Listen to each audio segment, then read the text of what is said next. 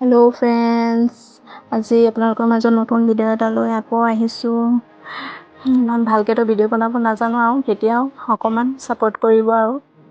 তো আজি এতিয়া দুপৰীয়া 12টামান বাজিলে আৰু বেটা বাৰু নাই, এতিয়া বেটা স্কুললৈ গ'ল। এতিয়া দেউতাকে আনিবলৈ গৈছে।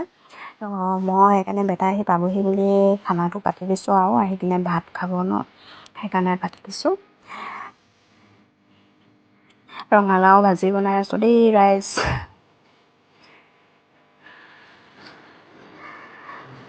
তাৰপাছত আৰু এটা কথা নহয়, আমাৰ এইফালে যে বান্দৰে যি উপদ্ৰৱ কৰিছে, এতিয়া চাব ৰ'ব, এইটো চাওক, কিবা এটা লৈ গ'লেই।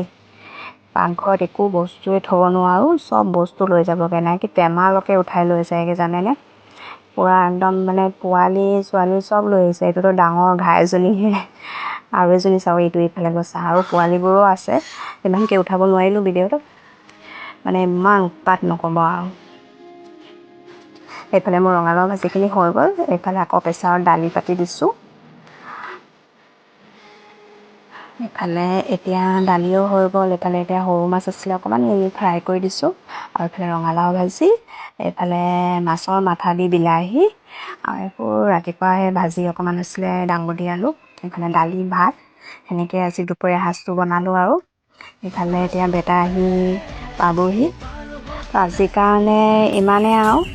আকৌ নেক্সট এটা ভিডিঅ'লৈ লগ পাম, তেতিয়ালৈকে লাইক কমেণ্ট কৰিব আৰু। জানো ইমান ভাল নাই বনোৱা, তেতিয়াও কৰিব।